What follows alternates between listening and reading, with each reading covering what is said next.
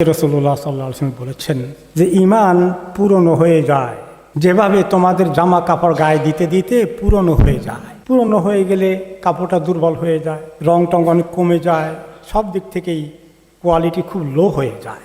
একটা কাপড়ে ছিঁড়ে না গেলেও এটা পুরনো হওয়ার কারণে অনেক ঘাটতি আমরা লক্ষ্য করি, ন্যাচারালি এটা হয়। ঠিক তেমনি আমাদের ঈমান তো আছে আলহামদুলিল্লাহ, আল্লাহ দিয়েছেন, কিন্তু ঈমানটা কিন্তু উঠানামা করে। অনেক সময় ঈমান একটু ভালো ফিল করি, কোনো সময় ঈমানে এত দুর্বলতা চলে আসে, অলসতা চলে আসে, দুনিয়ার আকর্ষণ আমাদের মাথায় ঢুকে আমাদের দিনের নিয়ামতের কথা ভুলে যায়, গাফলতি চলে আসে। এগুলো সম্পর্কে রাসূলুল্লাহ সাল্লাল্লাহু আলাইহি ওয়াসাল্লাম আমাদেরকে তাকিদ করতে গিয়ে বলেছেন যে তোমরা এভাবেই চেষ্টা করবে, যখন ঈমানটা দুর্বল হয়ে যায়, নিচে পড়ে যায়, মনের ভিতরে আমলের এরকম কোনো তাগিদ আসে না, অলসতা চলে আসে, দুনিয়ার আকর্ষণ খুব বেশি করে মাথায় ঢুকে পড়ে, হ্যাঁ, তোমরা আল্লাহর দিকে আবার আসো, ঈমানকে নবায়ন করো। এভাবেই ঈমান বাড়ে এবং কমে। ঈমান সবসময় এক লেভেলে থাকে না, এটা আমাদের সবারই অভিজ্ঞতা আছে। এই জন্য এই বিষয়ে গুরুত্ব দিতে গিয়ে তিনি হাদিস বলেছেন, এবং সাহাবী আবু দারদা রাদিয়াল্লাহু আনহু বলেছেন যে একজন ব্যক্তির তার যে খুব ভালো জ্ঞান আছে, বুদ্ধি আছে, এটার পরিচয় হলো যে সে ঈমানটাকে সবসময় চেক করে কোন লেভেলে আছে। তখন দেখে দুর্বল হয়ে গেছে, সতর্ক হয়ে যায়, আল্লাহর কাছে আবার এগিয়ে আসে, তৌফিক চায় যেন আল্লাহ ঈমানকে আবার মজবুত করে দেন। এবং কেন ঈমান মজবুত থাকে না, দুর্বল হয়ে যায়?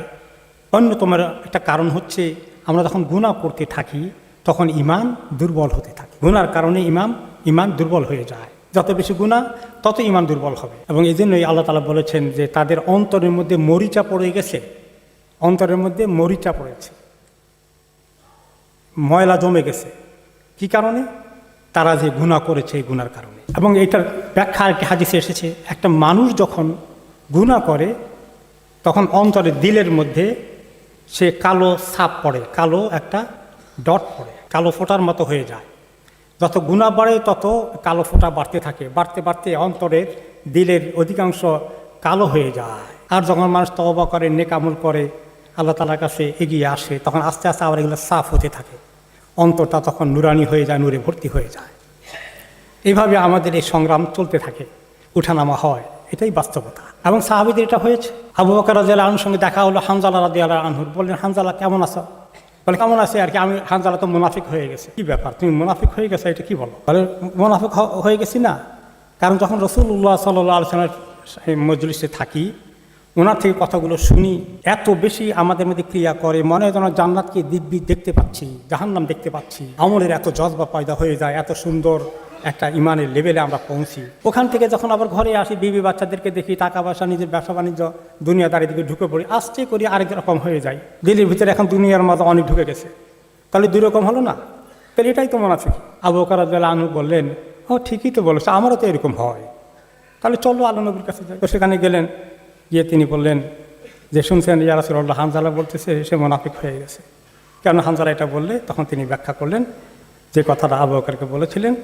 তখন রাসূলুল্লাহ সাল্লাল্লাহু আলাইহি ওয়াসাল্লাম বললেন, ইয়া হানজালা হানজালা, এই সারা সময় 24 ঘন্টা আল্লাহর মুখী হয়ে থাকবো দুনিয়াদারি ছেড়ে দিয়ে, এইটার জন্য আল্লাহ আমাদেরকে পয়দা করেন নাই। দুনিয়ার আমাদের অনেক প্রয়োজন দিয়ে আল্লাহ পয়দা করেছেন। তুমি কিছু সময় তোমার দুনিয়াতে দিবা, কিছু সময় আল্লাহর জন্য দিবা, তোমার সময়কে ভাগ করে নেবে। এইভাবে আল্লাহ তাআলা আমাদেরকে এই দিন দিয়েছেন যে দুনিয়া দায়িত্ব পালন করার জন্য, চাকরি বাকরি, ব্যবসা বাণিজ্য, পরিবারের ভরণ পোষণ থেকে শুরু করে আমাদের সব কিছু পিছনে আল্লাহ হালাল করে দিয়েছেন, তয়্যিবাত করে দিয়েছেন। এগুলোকে আমরা অর্জন করতে হবে, কিন্তু এগুলো যেন এমন টানা না টানে যে আমরা আল্লাহ তাআলা থেকে দূরে চলে যাই।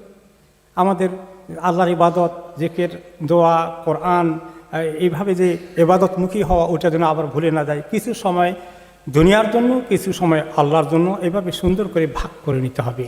এটাই হলো ইসলাম। এখন আসি আমরা যে কীভাবে আমাদের এই দুর্বলতাকে আমরা কাটাতে পারি, তো কিভাবে গাফলতি থেকে বেরিয়ে আসতে পারি, কিভাবে দুনিয়া বেশি না টানে, সেই জন্য আল্লাহ তাআলা বলেছেন যে কোরআন বেশি করে পড়লে তাদের দিলের ভিতরে আল্লাহ তাআলা ঈমান বাড়িয়ে দিবেন। জিকির, দোয়া, আজকারগুলো যেগুলো দিয়েছেন, এগুলো আমাদেরকে আল্লাহ তাআলার কাছে নিয়ে যাবে। এরপরে নামাজ ঠিকমতো পড়া, জামাতে পড়া, এবং দেরি না করা, সময় মতো পড়ে নেওয়া, এরপরে আমাদেরকে কোরআন শরীফ তেলাওয়াত করার জন্য। কোরআন যত আমরা পড়ব তত আল্লাহ তাআলার কথাগুলো আমাদের মধ্যে ঢুকবে। যে সমস্ত সুন্দর সুন্দর জান্নাতের কথা বলেছেন সেগুলো আমরা উৎসাহিত হব, জাহান্নাম থেকে বাঁচার জন্য চেষ্টা করব, নেক আমল বাড়িয়ে দেব। নেক আমল যত বাড়বে ঈমান তত মজবুত হবে, গুনাহ যত বাড়বে ঈমান তত দুর্বল হবে।